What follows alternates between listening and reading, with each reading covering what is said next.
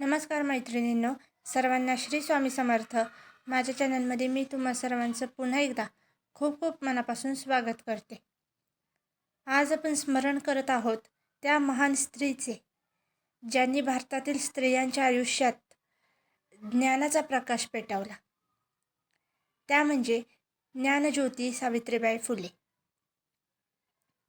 10 मार्च 2026 रोजी मंगळवारी हा दिवस त्यांच्या स्मृतिदिनाचा आहे. भारतातील स्त्रियांनी आज शिक्षण घेतले. डॉक्टर, शिक्षक, अधिकारी, वैज्ञानिक अशा विविध क्षेत्रांमध्ये काम केले. तर त्याची सुरुवात ज्यांनी केली त्या म्हणजे सावित्रीबाई फुले. सावित्रीबाई फुले यांचा जन्म 3 जानेवारी 1831 रोजी महाराष्ट्रातील सातारा जिल्ह्यातील नायगाव येथे झाला. त्या काळात मुलींना शिक्षण घेणे पाप समजले जात होते. समाजात स्त्रियांना शिकण्याचा अधिकार नव्हता. लहान वयातच त्यांचा विवाह ज्योतिराव फुले यांच्याशी झाला. लग्नानंतर ज्योतिराव फुले यांनी सावित्रीबाईंना स्वतः शिक्षण दिले. घरातच त्यांनी वाचन, लेखन शिकले आणि पुढे त्या स्वतः एक महान शिक्षिका बनल्या.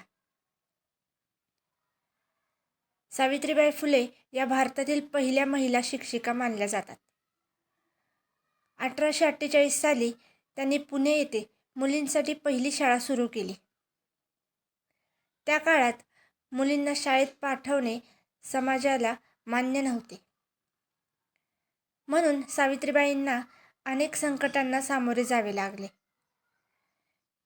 जेव्हा त्या शाळेत जात असत तेव्हा काही लोक त्यांच्यावर दगड, चिखल आणि शेण फेकत असत. पण तरीही त्या घाबरल्या नाहीत. त्या आपल्या साडीमध्ये दुसरी साडी घेऊन जात असत, जेणेकरून शाळेत पोहोचल्यावर कपडे बदलून त्या विद्यार्थिनींना शिकवू शकतील. हीच त्यांची शिक्षणासाठीची जिद्द होती. सावित्रीबाई फुले यांनी फक्त शिक्षणच नाही तर समाज सुधारणेसाठी अनेक कामे केली. त्यांनी स्त्रियांसाठी शाळा सुरू केल्या, विधवा स्त्रियांसाठी आश्रय दिला, बालविवाहाला विरोध केला. त्यांनी स्त्रियांना सांगितले, शिका, स्वतःला घडवा आणि अन्यायाविरुद्ध उभे राहा. आज भारतातील स्त्रिया प्रत्येक क्षेत्रात उभ्या आहेत. यामागे सावित्रीबाई फुले यांचे महान योगदान आहे. 1897 साली पुण्यामध्ये प्लेगची साथ पसरली होती. त्या काळात सावित्रीबाई फुले आजारी लोकांची सेवा करत होत्या. एका प्लेगग्रस्त मुलाला वाचवण्यासाठी त्याला उचलून रुग्णालयात घेऊन गेल्या. या सेवेमुळे त्यांना स्वतःला प्लेग झाला आणि 10 मार्च 1897 रोजी त्यांचे निधन झाले. त्यांचे संपूर्ण आयुष्य समाजसेवा आणि शिक्षणासाठी समर्पित होते.